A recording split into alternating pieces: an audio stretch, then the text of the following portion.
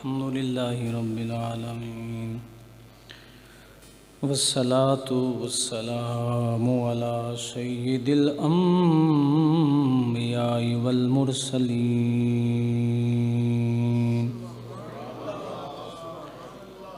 وعلى آله وأصحابه أجمعين أما بعد فأعوذ بالله من الشيطان الرجيم بسم الله الرحمن الرحيم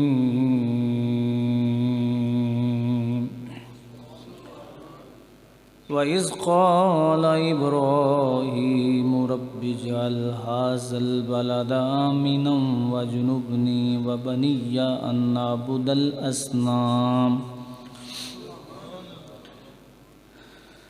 آمنت بالله صدق الله العظيم وبلغنا رسوله النبي الكريم الأمين إن الله وملائكته يصلون على النبي يا أيها الذين آمنوا صلوا عليه وسلموا تسليما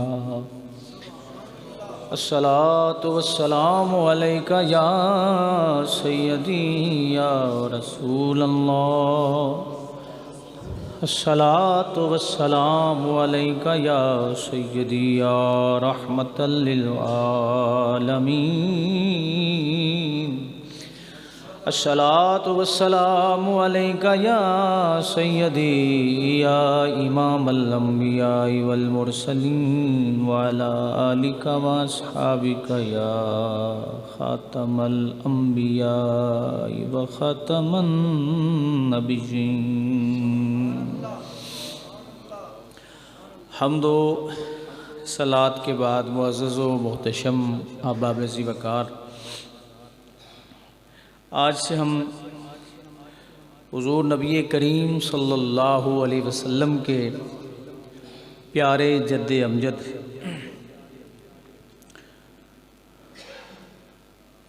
علم توحید لہرانے والے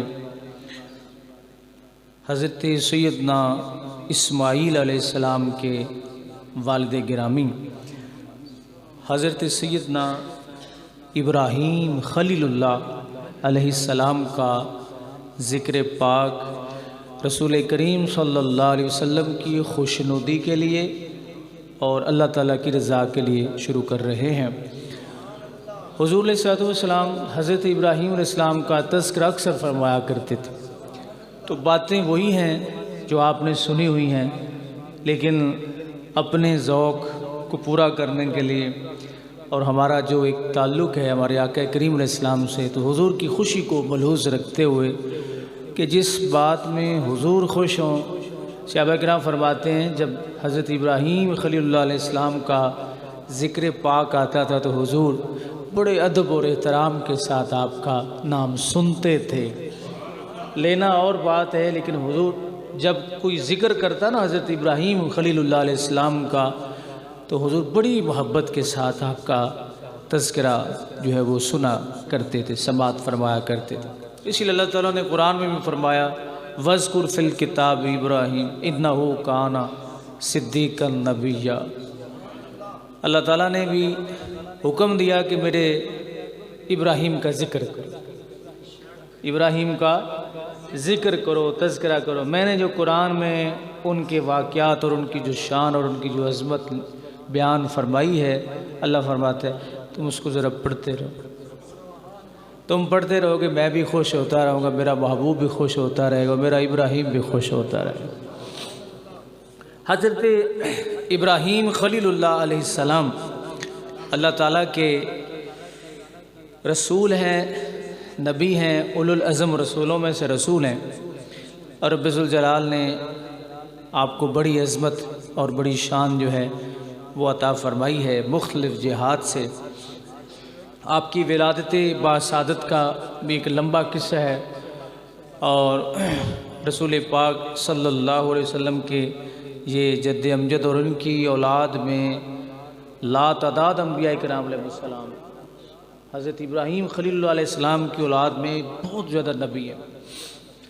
تو نبی کی تو ایک کی بڑی شان ہوتی ہے، تو جو نبیوں کا جد ہو، نبیوں کا باپ ہو، پر اس کی عظمت کیا ہو، اس کی شان اور اس کا مقام و مرتبہ کیا ہوگا. اللہ تعالیٰ نے مختلف واقعات جو ہیں حضرت ابراہیم خلیل اللہ علیہ السلام کے حوالے سے قرآن میں ذکر فرمائے. یہاں سورہ ابراہیم، سورت کا نام کیا ہے؟ ابراہیم. سورت کا نام ہی غیر اللہ پہ رکھ دیا اللہ تعالیٰ، سورت کا نام ہی غیر اللہ کے نام پہ ہے. اور وہ کون ہے؟ ابراہیم علیہ السلام. یہ میں اکثر آپ سے یہ عرض کیا کرتا ہوں کہ یہ مسئلہ جو آئے لوگ کہتے ہیں نا اس پہ غیر اللہ کا نام لیا گیا، اس میں غیر اللہ کا نام لیا گیا، اس پہ غیر اللہ کا نام. اللہ رب العزت کو چاہیے تھا کہ تمام صورتوں کے نام اپنے ذاتی جو نام ہیں، جو صفاتی نام ہیں، ان کے اوپر رکھ دے. اپنے بندوں کو درمیان میں لانا کوئی ضروری تو نہیں تھا. لوگ ویسی برداشت نہیں فرماتے، تو رب کائنات نے فرمایا کہ یہ میری مجبوری ہے، کیونکہ یہ بہت ضروری ہے.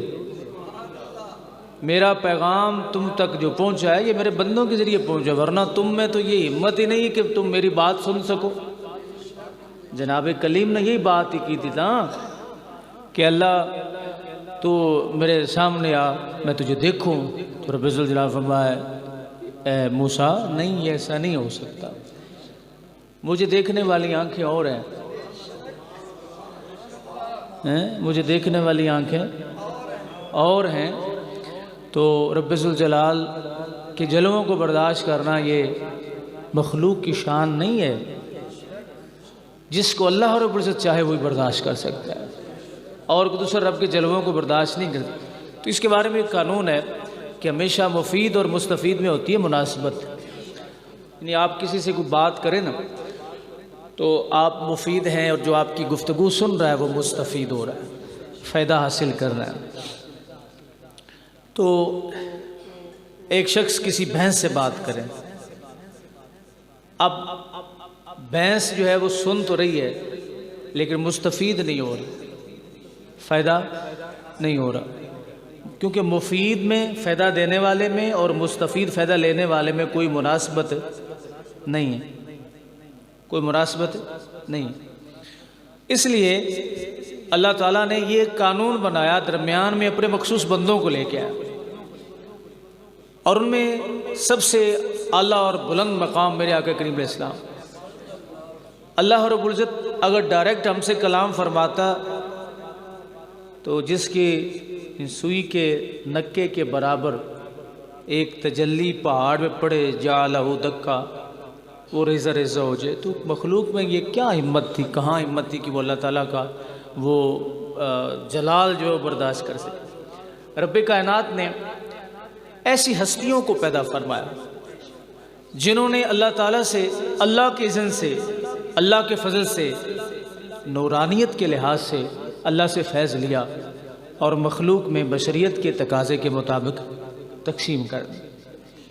حضور فرمایا کرتے تھے ایکم مثلی، تم میں سے میری مثل کون ہے؟ جب 100ویں وصال کا مسئلہ تو حضور نے فرمایا کہ میرا رب مجھے کھلاتا بھی ہے. اب اللہ کیا کھلاتا ہے، اللہ کیا پلاتا ہے، اللہ جانے، اس کا نبی جانے کہ رب کیا کھلاتا ہے، کیا پلاتا ہے. حضور نے فرمایا میں راتیں اپنے رب کی بارگاہ میں گزارتا ہوں، ابھی تو عند ربی، پاس گزارتا ہوں. اب ہم اس کو سمجھ سکتے ہیں کہ حضور اللہ کے پاس کیسے راتیں گزارتے ہیں. یہ رب جانے، رب کا محبوب جانے. یہ سارے معاملات اللہ تعالیٰ نے، امام اہل سنت نے کہا ادھر مخلوق میں شاغل، ادھر اللہ سے واصل، خاص اس برزخ کبریٰ میں حرف مشدد کا.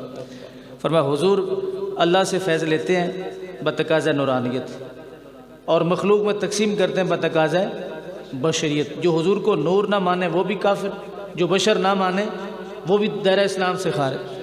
وہ نورانیت میں بھی بے مثال ہیں اور بشریت میں بھی بے مثال ہیں.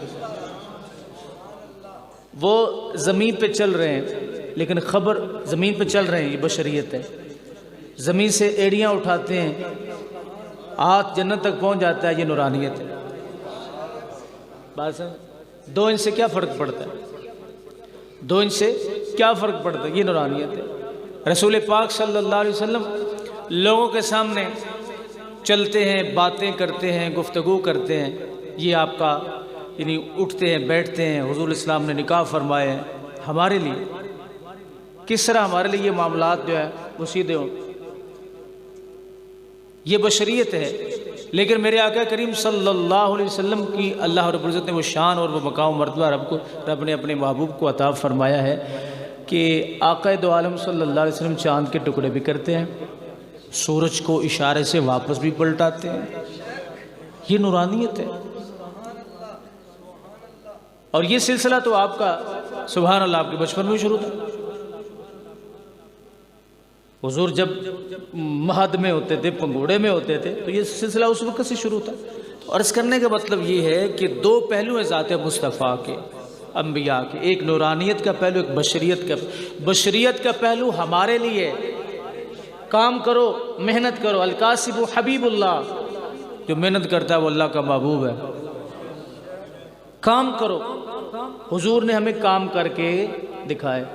اگر حضور لوگ کہتے ہیں اگر وہ نور تھے تو ایسے کیوں چلے، ایسے کیوں چلے، ایسے کیوں چلے، ایسے جبریل نہیں آ کے چلتا تھا؟ کیوں جی؟ جبریل کی نورانیت میں شک کوئی نہیں ہے نا۔ بعض کچھ ہمارے دوست بھی اس مسئلے کو صحیح طرح سمجھ نہیں سکے، وہ کہتے ہیں حضور نور ہیں، حضور نور ہیں۔ بھئی حضور نور بھی ہیں، حضور بشر بھی ہیں۔ اہل سنت و جماعت کا یہ عقیدہ ہے، حضور نور بھی ہیں، بشر بھی ہیں۔ بشریت میں بھی ان کا ثانی کوئی نہیں، نورانیت میں بھی ثانی کوئی نہیں۔ اگر آپ حضور کو نور نہیں مانتے تو اللہ کا فیض زمین پہ آ ہی نہیں سکتا۔ بشر کی یہ طاقت ہی نہیں ہے کہ وہ اللہ کا فیض لے سکے، اس لیے کہ مفید اور مستفید میں مناسبت کا ہونا شرط ہے، مخلوق میں خالق میں کوئی مناسبت نہیں ہے، اللہ میں اور ہم میں کوئی مناسبت نہیں ہے۔ آج لوگوں کا یہ الزام، یہ عقیدہ رکھنا اللہ ڈائریکٹ ہمیں فیض، بھئی اللہ رب العزت چاہے تو دے سکتا ہے، لیکن آپ میں ہمت نہیں ہے اس کا فیض لینے کی۔ تو انبیاء کرام علیہ السلام کو درمیان میں رب ذوالجلال نے برزخ بنا کے، واسطے بنا کے اس دنیا میں بھیجا، اور رب نے فرمایا انہی کی وجہ سے میرا فیض تم تک پہنچا ہے، تو میں صورتوں کا نام ان کے نام پر کیوں نہ رکھوں؟ بھئی قرآن بھی تو میرا پیغام ہے نا، قرآن بھی میرا کلام ہے، میں تم سے بات کر رہا ہوں، اللہ رب العزت فرماتا ہے تم تک پہنچانا ضروری ہے۔ تو پھر جب ان بندوں نے تم تک پہنچانا ہے تو انہاں دا نام درمیان چاہ جائے تو پریشانی دیکھو نہیں لائے کوڑی چاہیے۔ سورت کا نام کیا ہے؟ ہائے ہائے سورہ ابراہیم، سورہ، چلیں یہ سمجھ لیں میرے آقا کی شان یہ ہے، میرے مصطفیٰ کی شان یہ ہے کہ ان کے دادا جان، ان کے جد امجد کا نام، ان کے نام پہ قرآن کی ایک سورت ہے، حضور کے نام پہ بھی سورت ہے، کیا نام اس کا؟ سورہ محمد۔ رب نے بالکل بات واضح کر دی۔ لوگ کہہ سکتے تھے پہلے نبیوں کے نام پہ ہیں جی، اس وقت شریعت کے قوانین اور تھے، اب ذرا تبدیل ہو گئے، لیکن یہ بات ذہن نشر رہے، شرک ایک ایسی چیز ہے جس میں تفریق ہے ہی کوئی نہیں کسی دور میں۔ جو چیز یہ شرک یہ ہے وہ اثبات الشریک فی الالوہیات بمعنی وجوب الوجود و بمعنی استحقاق العبادہ، کہ اللہ کی ذات کے علاوہ کسی کو عبادت کے لائق سمجھنا۔ کسی نبی کی شریعت میں اللہ کی ذات کے علاوہ کسی اور کو عبادت کے لائق نہیں سمجھا گیا۔ لوگ یہ کہہ سکتے تھے، آج یہ اعتراض کرنا دنیا میں سب سے آسان کام اعتراض اور تنقید کرنا ہوتا ہے، جس کا جو جی چاہے وہ کر ڈالے۔ لوگ کہہ سکتے پہلے انبیاء کے ذکر ہیں جی، ان کے نام پہ صورتیں ہیں، حضور کے نام پہ ہے تو دکھاؤ، تو رب نے فرمایا ہاں رکھ رہا ہوں، اس کا نام ہے سورہ محمد صلی اللہ علیہ وسلم۔ اس نام کی شان کیا ہے، اس کا مقام کیا ہے، اس کا مرتبہ کیا ہے؟ یہ دکھی دلوں کا سہارا ہے نام، دکھی دلوں کا سہارا۔ جو اس نام کی تعظیم کرے اس کا بیڑا پار، جو اس نام کی تعظیم کرے اس کا بیڑا پار۔ صدیق اکبر کی آنکھیں ہوں اس نام سے ٹھنڈی، جناب صدیق کی آنکھیں اس نام سے ٹھنڈی، مرضیں دور، مشکلات کا حل ہے کون؟ نام محمد صلی اللہ علیہ وسلم۔ تو میرے آقا کی شان یہ ہے کہ آپ کے جد امجد کا نام بھی اللہ تعالیٰ نے قرآن میں ذکر فرمایا. آپ ان کے نام پہ رب ذوالجلال نے پوری سورت جو ہے ابراہیم خلیل اللہ علیہ السلام کے نام پہ رکھی ہے، جسے سورہ ابراہیم کہتے ہیں. اللہ رب العزت اس سورت میں ارشاد فرماتا ہے وَإِذْ قَالَ ابراہیم، جب کہا، یاد کرو. اس جو ہے اذکر اس کے اندر موصوف ہے کہ یاد کرو. یا اللہ ہم کیا یاد کریں؟ فرمایا جب ابراہیم نے یہ کہا تھا. کس کو یاد دلایا جا رہا ہے؟ رسول کریم صلی اللہ علیہ وسلم. تو یاد اسے کرایا جاتا ہے جسے دکھایا جاتا ہے. فرمایا یاد کرو جب، یا مخاطب سے کہہ لیجیے. قال ابراہیم، جب ابراہیم نے کہا، ابراہیم نے عرض کی کیا؟ رب اجعل ھذا البلد، اے اللہ، اے رب، اے میرے رب، اس شہر کو آمینہ، اس شہر کو امن والا بنا دے. نبی جس شہر کے بارے میں دعا کر دے، یا اللہ اس کو امن والا بنا دے، تو امن والا ہو جاتا ہے، امن والا ہو جاتا ہے. حضرت ابراہیم خلیل اللہ علیہ السلام نے مکہ پاک کے بارے میں یہ دعا کی، اے اللہ اس شہر کو امان والا بنا دے. وَجْنُبْنِي وَبَنِيَّ أَن نَّعْبُدَ الْأَصْنَامَ، اے اللہ مجھے اور میرے بیٹوں کو بتوں کے پوجنے سے بچا. سوال گیا میدان میں آ. نبی کو کس چیز کا خدشہ ہے کہ وہ اپنے آپ کے بارے میں دعا کرے اللہ مجھے بتوں سے بچا؟ کیوں جی؟ نبی کہہ رہا ہے اپنے بارے میں کہ اللہ مجھے بتوں سے بچا. مفسرین کرام فرماتے ہیں ابراہیم خلیل اللہ علیہ السلام معصوم من الخطا. اللہ تعالیٰ کے انبیاء، صرف انبیاء، مسئلہ یاد رکھیں، صرف انبیاء کرام علیہ السلام اور فرشتے کیا ہیں؟ معصوم من الخطا ہیں اہل سنت کے عقیدے کے مطابق. اور کوئی معصوم نہیں، اپنی مرضی سے جس کو مرضی معصوم بنا لے. کہنے میں کیا رکھا ہے؟ جس کا جو جی چاہے وہ کر سکتا ہے، کہہ سکتا ہے. مفسرین کرام فرماتے ہیں یہاں حضرت ابراہیم علیہ السلام کو کوئی خدشہ نہیں ہے اپنے بارے میں، بلکہ کسر نفسی اور اللہ رب العزت کی ذات کی طرف محتاجی، احتیاجی کے لیے عرض کیا کہ اللہ تو چاہتا تو مجھے معصوم نہ بناتا، یہ تیری شان ہے کہ تو نے مجھے معصوم بنا لیا، مجھے معصوم بنا دیا. اور اپنی کسر نفسی کے لیے جناب ابراہیم خلیل اللہ علیہ السلام نے یہ دعا کی اور فرمایا کہ میرے جو بیٹے ہیں نا یا اللہ ان کو بھی بچانا، کیونکہ یہ سسٹم جو ہے نا بتوں والا، ان کی عبادت کرنے والا، یہ بڑا ہی عام تھا. تو حضرت ابراہیم خلیل اللہ علیہ السلام نے یہ دعا کی کہ اللہ مجھے بھی بچا، کسر نفسی کرتے ہوئے، اور اللہ رب العزت کی ذات کا شکر ادا کرتے کہ تو نے مجھے معصوم بنا دیا، ورنہ اس طرح کا کوئی شبہ نبی کی ذات میں موجود نہیں ہوتا. اور میرے بیٹوں کو بھی یا اللہ، پتہ چلا اولاد کے لیے دعا کرنا یہ بھی نبیوں کی سنت ہے. کبھی بھی کسی بھی موقع پر اولاد نافرمانی کرے بھی تو انہیں بد دعا نہ دیں، اولاد کو بد دعا نہ دیں. ہمیشہ جب وہ آپ کی نافرمانی کریں، بے ادبی کریں، تو اللہ کے بارگاہ میں یہ دعا کرو اے اللہ انہیں ہدایت نصیب فرما. اگر وہ آپ کی بے ادبی کر رہے ہیں تو آپ بھی ذرا اپنا پیچھے کیریئر دیکھیے، اپنا ماضی دیکھیے، آپ نے کی ہے تو وہ کریں گے. اگر آپ نے نہیں کی نا تو آپ اپنی اولاد کی تربیت ایک دن بھی نہ کریں، اللہ کے فضل سے وہ آپ کی بے ادبی نہیں کریں. یہ عدلے کا بدلہ ہے.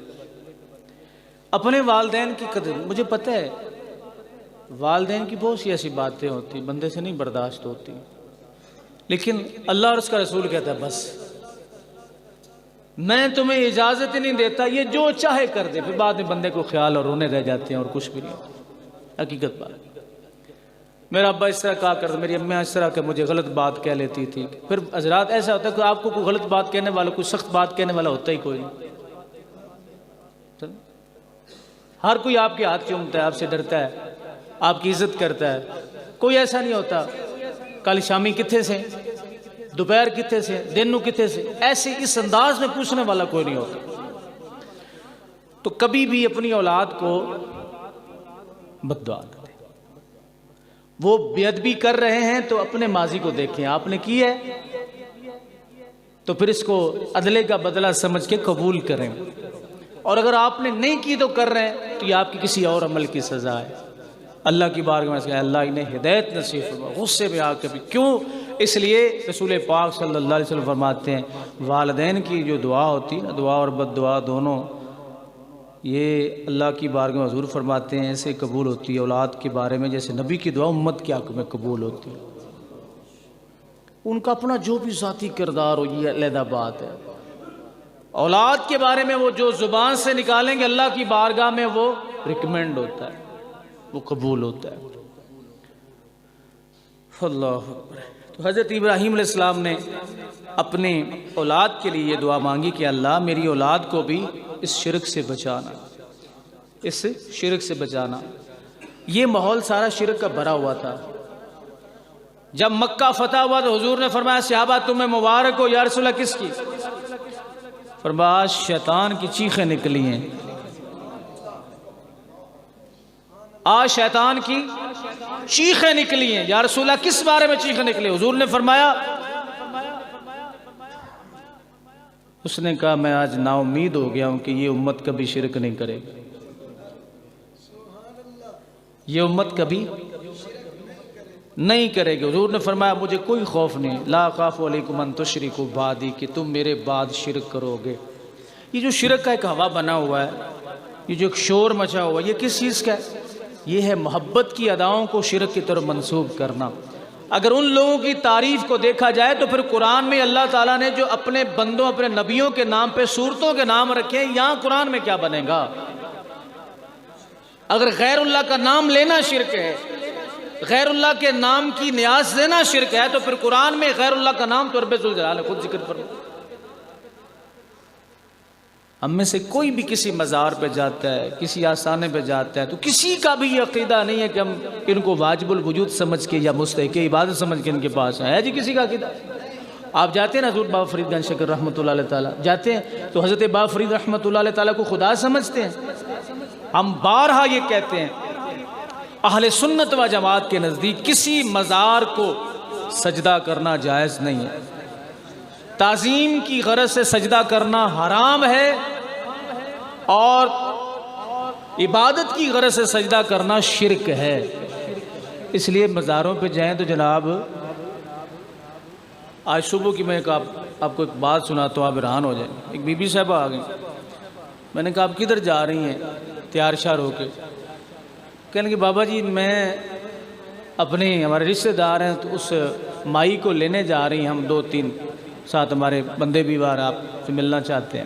میں نے کہا میں تو جا رہا ہوں جمعہ پہ، تم جاؤ۔ کدھر جا رہی ہو؟ کہتے جی ہم جا رہی ہیں بابا فرید گنج شکر، وہ منت مانی ہوئی تھی رشتے کی، اور وہاں نوراتا کاٹنے کے لیے وہ میری بہن گئی ہوئی، آج اس کا نوراتا پورا ہو جائے گا۔ خود اپنے دام میں سے یاد آ گیا، ہے تو سارا یہ ہمارے کھاتے میں نا جی، سمجھ رہے ہیں کوئی نہیں؟ میں نے کہا نوراتے کی ذرا ڈیفینیشن کرو، اس کی تعریف کرو، یہ کیا نوراتا کیا؟ میں نے کہا شاید یہ کسی اور چیز کو کوئی سمجھ رہی ہو، مجھے تو ایسے یہ معلوم تھا کہ وہ 9 راتیں مزار پہ عورت گزارے تو اسے کیا کہتے ہیں؟ نوراتا کہتے ہیں۔ تو اس کا جی وہ 9 راتیں آج پوری ہو گئی ہیں۔ میں نے کہا وہ اکیلی رہے؟ اکیلی۔ آپ ہی مجھے بتائیے کہ شریعت مصطفیٰ نے عورت کو اکیلا حج پہ جانے کی اجازت ہے؟ تو حج سے بڑا بھی کوئی فریضہ ہے؟ ایک عورت صاحب استطاعت ہو، حج اس پر فرض ہو، محرم نہیں ہے، شریعت کیا کہتی ہے؟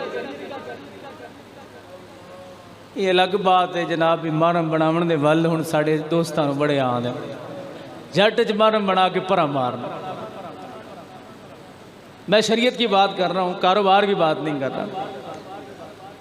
اور آج کل پھر حالات ایسے ہیں نا، فتویٰ پوچھے اکثر لوگوں سے، جب فتویٰ یا مسئلہ پوچھا جاتا تو وہ بھی دیکھتے ہیں کس کو بتا رہا ہوں، یہ مجھے کیا دے گا۔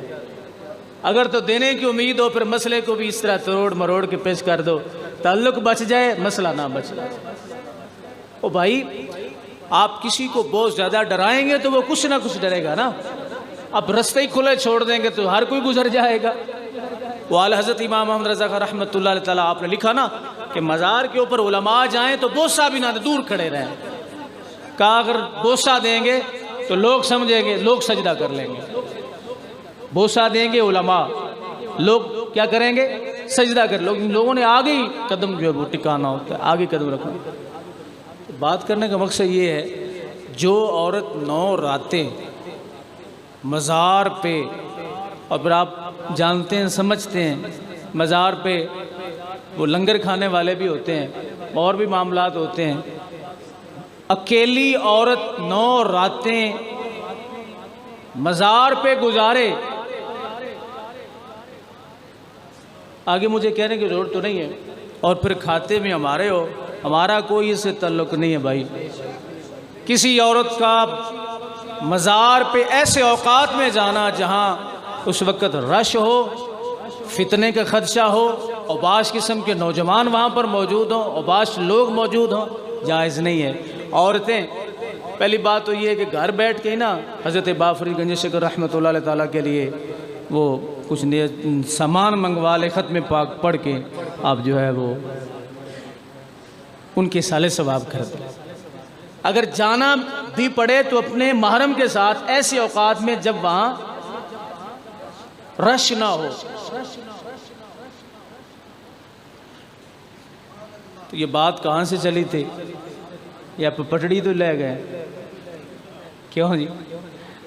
کوئی ہے یاد کتھو مڑے سا؟ مارو ہاں پیچھا نگے ذرا، اے سی بند ہو گیا ہوں، بتی چلی گئی، اے سی بند ہو گیا ہے تے ان پیچھا نظر مارو ہاں کتھو آپ مڑے سا ذرا۔ ہاں جی ہاں جی ہاں جی سبحان اللہ۔ آدھی برادری والے کم۔ مکہ فتح ہوا تو رسول کریم علیہ السلام نے فرمایا لا اخاف علیکم ان تشرکوا بعدی، شیطان کی چیخیں نکل گئی ہیں، ظلمہ وہ چلا رہا ہے کہ یہ امت آج کے بعد شرک نہیں کرے گی۔ شیطان مان گیا کہ آج کے بعد شرک نہیں کرے گی۔ کون نہیں مانتا؟ شیطان سے بڑا تو شیطان کوئی نہیں ہے نا، ابلیس سے بڑا تو شیطان کوئی نہیں ہے نا۔ وہ مان گیا تھا کہ آج کے بعد یہ شرک نہیں کریں گے۔ صحیح بخاری شریف کے اندر یہ حدیث پاک موجود ہے، لا خاف علی، بلکہ میرے مصطفیٰ خود کہہ رہے ہیں کہ مجھے اپنی امت کے بارے میں شرک کا کوئی خوف نہیں ہے۔ علامہ ابن کثیر نے ایک حدیث پاک نقل فرمائی ہے کہ چونکہ ایک بہت بڑے مواہد حضرت ابراہیم علیہ السلام کا یہ تذکرہ ہے، فرماتے ہیں نبی کریم صلی اللہ علیہ وسلم فرمایا ان مما تخوف علیکم رجل قرأ القرآن حتی اذا رؤیت بہجۃ علی وکان رداء الاسلام ان سلخ منہ ونبذ وراء ظہری وسعى علی جارہ بالسیف ورماہ بالشرک قال ایہما اولی بالشرک قال النبی صلی اللہ علیہ وسلم بل الرامن۔ حذیفہ بن یمان رضی اللہ تعالیٰ یہ مروی ہے، ان سے یہ حدیث مروی فرماتے ہیں کہ رسول کریم صلی اللہ علیہ وسلم فرمایا میرے صحابہ مجھے تمہارے بارے میں نا ایک طبقے سے بڑا ڈر لگتا ہے۔ حضور نے فرمایا ان کی علامت اور نشانی یہ ہوگی قرأ القرآن، وہ قرآن پڑھیں گے، سب سے بڑی ان کی علامت یہ ہوگی کہ وہ قرآن پڑھیں گے اور بہت زیادہ پڑھیں گے۔ میں کسی کا نام نہیں لے رہا، حدیث پاک آپ کو سنا رہا ہوں، آپ نے حالات پر منطبق کرنا ہے کہ یہ مسئلہ اصل میں کیا ہے کہ حضور فرما رہے ہیں مجھے شرک کا خوف کوئی نہیں ہے، امت کہے یہ بھی شرک ہے، یہ بھی شرک ہے، یہ بھی شرک ہے، یا تو معاذ اللہ میرے آقا کریم علیہ السلام کے فرمان میں، یا پھر امت کے ذہن میں یا دل میں کوئی خلش ہے۔ حضور نے فرمایا ان کی سب سے بڑی علامت یہ ہے مجھے ڈر ہے ان کے بارے میں، علیکم تمہارے لیے ڈر ہے، ان سے تمہارے لیے ڈر ہے۔ قرأ القرآن، قرآن بہت پڑھیں گے، حتی اذا رؤیت بہجۃ علیہ، حتیٰ کہ ان کے چہرے پہ کچھ رونق بھی قرآن پڑھنے کی وجہ سے آ جائے گی۔ قرآن پڑھنے کی وجہ سے ہر چمکتی چیز سونا نہیں ہوتی، ہر چمکتی چیز سونا نہیں ہوتی۔ پھولوں کے ساتھ خار ضرور ہوتے ہیں، جہاں صرف پھول ہی پھول نظر آیا نا وہاں بھی کوئی بم رکھا ہوا ہوتا ہے. جس گلدستے میں بم ہوتا ہے نا وہاں کانٹا کوئی نہیں ہوتا, سارے پھول ہی پھول ہوتے ہیں. یہ ذہن میں رکھنا. تھوڑا سا آپ کے مزاج کے خلاف بات آپ کہتے نہیں یہ ادھر نہیں یہ ہے, ادھر نہیں یہ ہے. قارئ القرآن, قرآن پڑھیں گے بہت زیادہ, وہ قرآن کے پڑھنے کی وجہ سے ان کے چہرے پہ رونق بھی ہوگی. وَقَانَ رِدَاءُ الْإِسْلَامِ, اور انہوں نے اسلام کی چادر اوڑھی ہوگی, اسلام کی چادر اوڑھی ہوگی. ان سلخ منہ, وہ اس چادر سے, اسلام کی چادر سے نکل جائیں گے. وَنَبَذَ وَرَاءَ ظَهْرِهِ, اور اسلامی احکامات کو اپنے پس پشت ڈال دیں گے.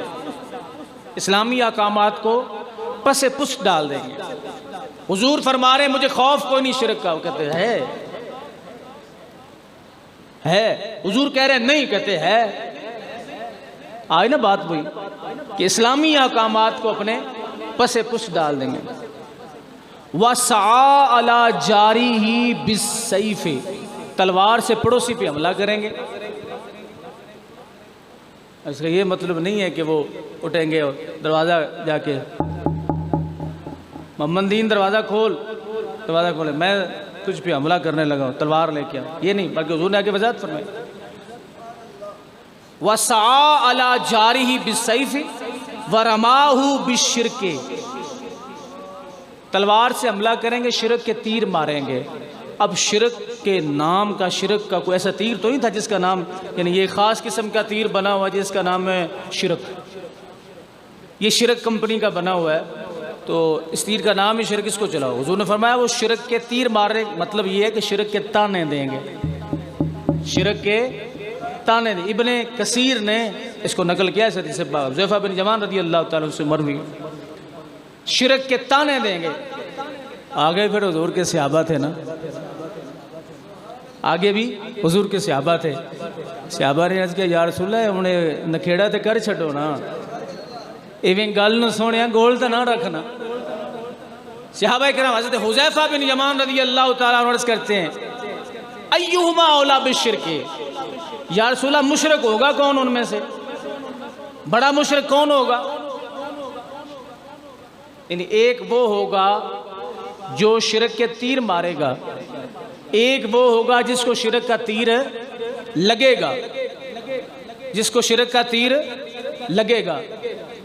جو مارنے والا اس کا نام ہے رامی, یعنی مارنے والا, تیر مارنے والا, اور جس کو لگے گا وہ ہے مرمی, مفعول, جس کو شرک کا تیر لگے گا. ایک رامی ہے, ایک مرمی ہے. صحابہ کرام عرض کرتے ہیں یا رسول اللہ صلی اللہ علیہ وسلم اس رامی میں, مارنے والے میں, اور جس کو لگنا ہے مارا جائے گا, ان دونوں میں سے فاعل اور مفعول میں سے مشرک کون ہوگا؟ رامی تیر مارنے والا یا جس کو تیر لگے گا شرک کا, وہ مشرک ہوگا. سوال ہو میرے آقا سے اور جواب نہ آئے. اللہ نے میرے مصطفیٰ کو وہ ذہانت بخشی, کائنات میں کسی شخص کو یہ حاصل نہیں. تمام انبیاء کرام علیہ السلام میں کوئی آپ کا ثانی نہیں, ہر لحاظ سے, من کل الوجوہ, ہر لحاظ سے. سوال ہو مصطفیٰ سے جواب نہ آئے. بلکہ صحابہ تو حضور سے وہ سوال کرتے تھے جن کا پتہ ہی نہیں ہوتا, تو کہتے نہیں ہمیں نہیں پتہ, ہم اپنی آنکھوں سے دیکھ رہے ہیں, آؤ حضور سے پوچھتے ہیں. جو صحابہ کا مزاج تھا, اللہ رب العزت کے فضل و کرم سے آج وہ ہمارا مزاج ہے. جب کسی بات کی وضاحت نہ ہو رہی تو ہم صحابہ کرام یہ عرض کرتے یا رسول اللہ ہم نے یہ دیکھا ہے پر حقیقت کا پتہ نہیں ہے, آپ بتائیں. جب خیمے لگائے گئے تو ایک جگہ پہ قرآن کے پڑھنے کی آواز آ رہی تھی, صحابہ نے سنی, دائیں بائیں دیکھتے ہیں, بندہ نظر نہیں آ رہا کہ کس نے سنے, کون پڑھ رہا ہے قرآن شریف. سورہ ملک پڑھ رہا تھا وہ بندہ, سورہ ملک ختم ہو گئی. اب صحابہ کرام نے کہا یار آواز بڑی خوبصورت آتی رہی ہے, یہ پتہ نہیں ہے کس کی. تو انہوں نے کہا ہمیں کیا, اللہ بہتر جانتا ہے یہ کس کی آواز ہے, کون پڑھنے والا تھا. کہتے یار مسئلہ کیا, آؤ حضور کے پاس چلے. اب میرے مصطفیٰ کا خیمہ دور تھا, حضور کا خیمہ دور تھا, گئے، السلام علیکم یا رسول، وعلیکم السلام یا رسول اللہ، جہاں ہم نے خیمہ لگایا وہاں سے قرآن کی آواز آ رہی ہے۔ حضور نے فرمایا مجھے کیا پتا، بتائیں نا کس کی آواز ہے یا رسول اللہ، بتائیں نا۔ حضور نے یہ نہیں کہا مجھے کیا پتا، میں کیا جانوں۔ سرے عرش پر ہے تیری گزر، سرے عرش پر ہے تیری گزر، دل فرش پر ہے تیری نظر، ملکوت ملک میں کوئی شے نہیں وہ جو تجھ پہ عیان ہے۔ فرمایا وہاں پہ قاری قرآن کی قبر ہے بھائی، دنیا میں سورۃ ملک بڑے ذوق سے پڑھتا تھا، اکثر پڑھتا تھا، قبر میں پہنچا رب نے فرمایا اسے اجازت دو قیامت تک قبر میں بیٹھ کے قرآن کی تلاوت کرتا۔ سوال کیا صحابہ نے، یا رسول اللہ ایہما اولا بالشرک، مشرک کون ہے، رامی یا مرمی، شرک کے تیر مارنے والا یا جس کو لگیں گے؟ حضور نے فرمایا بلی رامی، جو شرک کا تیر مارنے والا ہوگا وہ مشرک ہوگا۔ سمجھیں جی، جو شرک کا تیر مارے گا وہ مشرک ہوگا۔ ہم نے تو کبھی کسی کو نہیں مارا، ہم نے تو کبھی کسی کو نہیں کہا کہ تم مشرک ہو، ہم نے تو کبھی کسی کو نہیں کہا کہ تم شرک کرتے ہو۔ شرک کا الزام تو ہم پہ ہی ہے نا، کیوں نہیں ہم پہ؟ حضور نے فرمایا مجھے شرک کا کوئی خطرہ نہیں۔ ابراہیم خلیل اللہ علیہ السلام کا یہ دور تھا کہ شرک کے خطرے اس وقت موجود تھے، اس لیے آپ نے اللہ رب العزت کی بارگاہ میں عرض کیا اے اللہ مجھے اور میرے بیٹوں کو بتوں کی پوجا سے بچا۔ آگے جو اولادیں آنی تھی نا جناب خلیل اللہ علیہ السلام نے ان کے لیے دعا مانگی، اور پھر رب ذوالجلال کے پاک نبی حضرت ابراہیم خلیل اللہ علیہ السلام اللہ رب العزت کی بارگاہ میں عرض کرتے ہیں اے میرے رب بے شک بتوں نے بہت لوگ بہکا دیے، بہت لوگ بہکا دیے، فمن تابعانی فإنہ منی ومن عصانی فإنک غفور رحیم۔ اے اللہ جو میری اتباع کرے، میرا ساتھ دے، فإنہ منی، وہ میرا ہے۔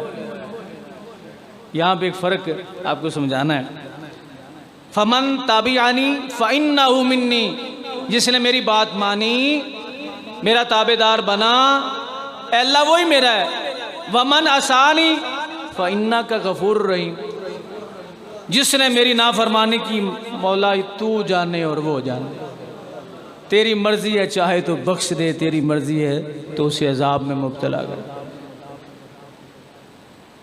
اللہ حضرت عبداللہ بن عمر بن عاص رضی اللہ تعالیٰ عنہ فرماتے ہیں حضور نے یہ آیت ایک دن بیٹھے بیٹھے آپ نے تلاوت فرمائی، یہی آیت ربی انہن اضللن کثیرا من الناس، کیا میرے رب بے شک بتوں نے بہت سارے لوگوں کو بہکا دیا۔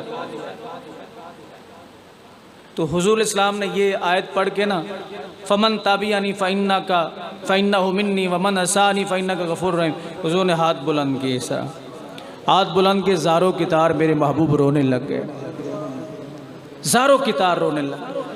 اللہ رب العزت نے جبریل امین کو بھیجا، جبریل میرے محبوب سے گریہ کی وجہ پوچھو۔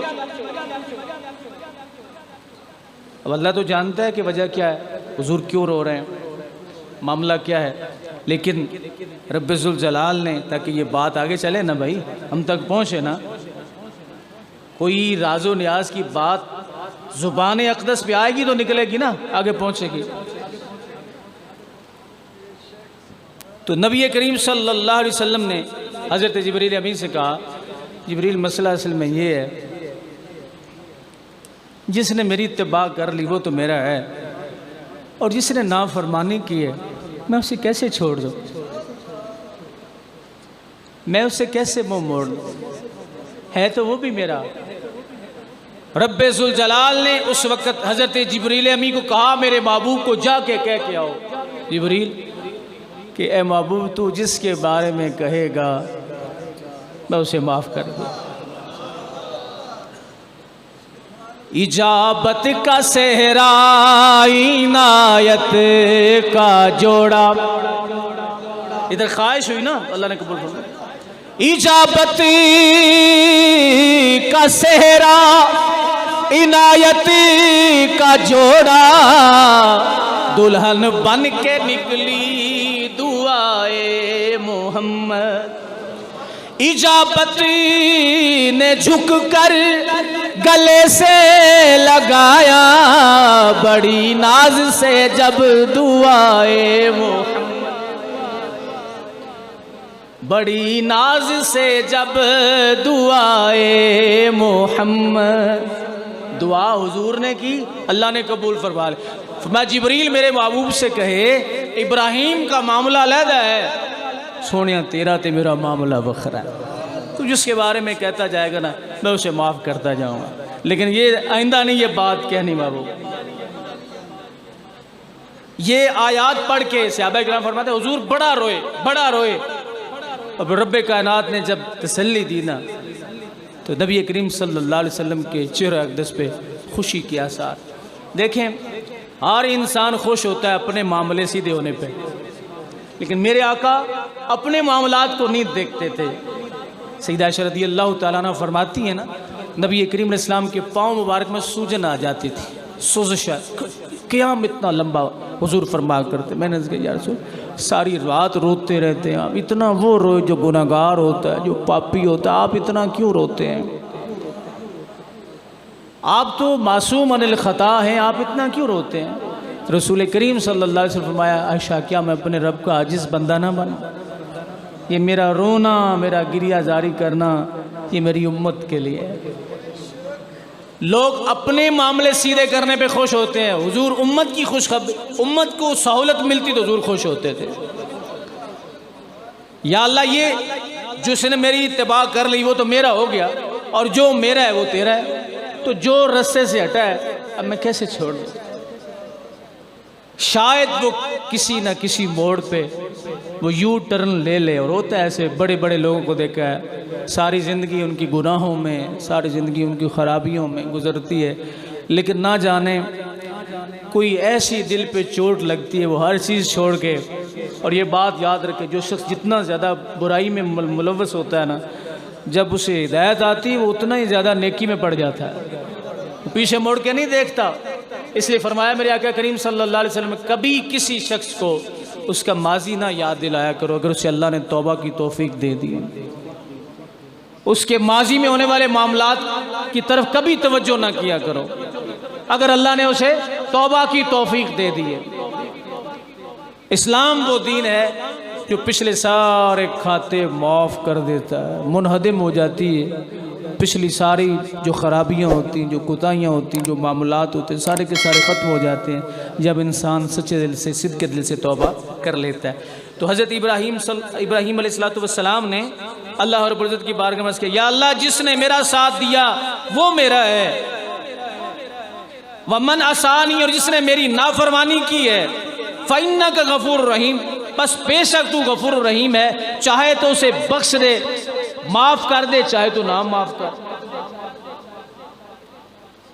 اور پھر حضرت ابراہیم خلیل اللہ علیہ السلام آپ جب حضرت اسماعیل علیہ السلام کو لے کے گزرے تھے نا اس وادی سے، جس کے بارے میں آپ نے شروع میں کہا اے اللہ اس شہر کو امن والا بنا، جس کو اللہ کا نبی ابراہیم خلیل اللہ علیہ السلام امن والا کہہ دے دعا مانگنے وہ امن والا بن گیا۔ مکہ امن والا ہے کوئی نہیں جی، ابراہیم علیہ السلام کی یہ دعا ہے ربنا انی اسکنت من ذریاتی بواد غیر ذی زرع عند بیتک المحرم، اے میرے رب میں نے اپنی کچھ اولاد ایک نالے میں بسائی ہے، بواد وادی میں جس میں کھیتی نہیں ہوتی، جس میں کھیتی نہیں ہوتی۔ یہ جگہ ہے کہاں؟ فرمایا عند بیتک المحرم، یہ تیرے حرمت والے گھر کے پاس ہے، کھیتی نہیں ہوتی۔ میں نے اپنی اولاد کا کچھ حصہ کچھ اولاد وہاں چھوڑ دی ہے، کیوں چھوڑی ہے؟ کھیتی ہو جائے، کیوں؟ پتہ چلا ابراہیم خلیل اللہ علیہ السلام بھی یہ اس پیغام میں دے رہے ہیں، جہاں نبی کے قدم لگ جاتے ہیں نا،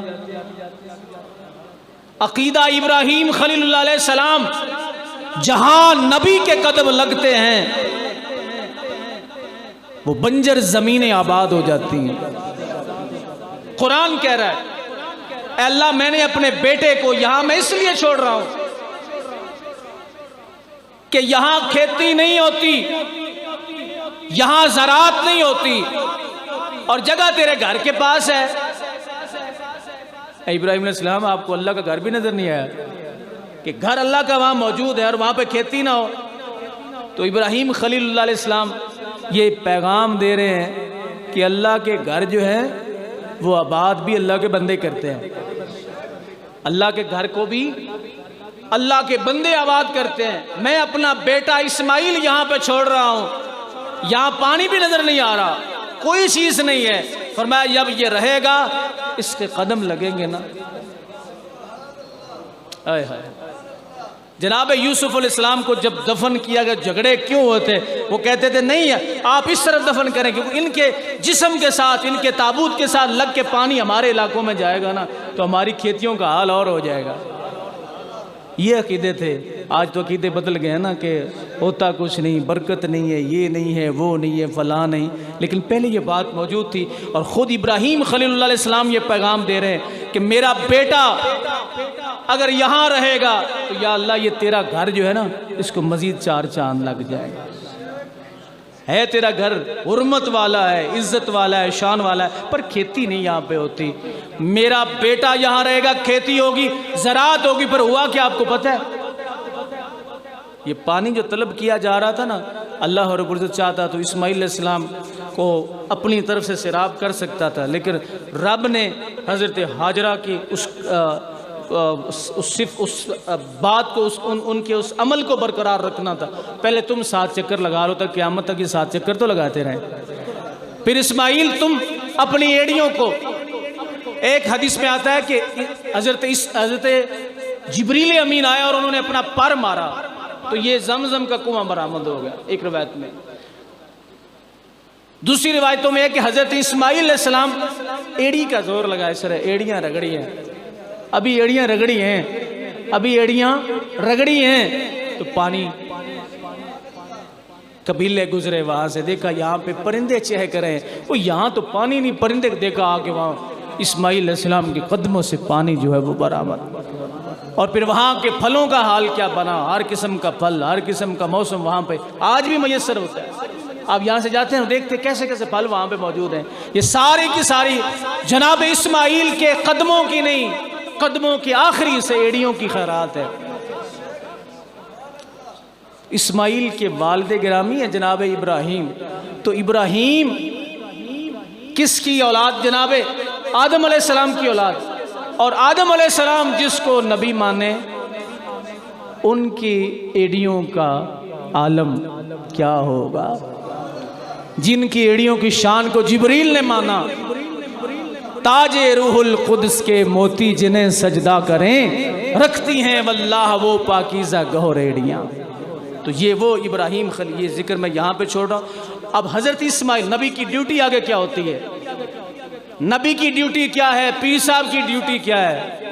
پیر صاحب کو بھی چاہیے کہ اپنی ڈیوٹی کو سنبھالیں، کیونکہ نبی کا پیغام ہے، اب اس کو نبھانا آگے کس نے؟ حضور نے فرمایا میرے بعد تو سلسلہ نبوت بند ہے، میری امت کے اولیاء علماء یہ سارے اس ڈیوٹی کو نبھائیں گے۔ یہ وہ ڈیوٹی، وہ کیا ڈیوٹی جو یہاں پہ اسماعیل علیہ السلام کے ذمے حضرت ابراہیم خلیل اللہ علیہ السلام یہاں لگا کے گئے، انشاءاللہ اس کا ذکر اگلے جمعہ پر ہوگا۔ وآخر دعوانا الحمدللہ رب العالمین۔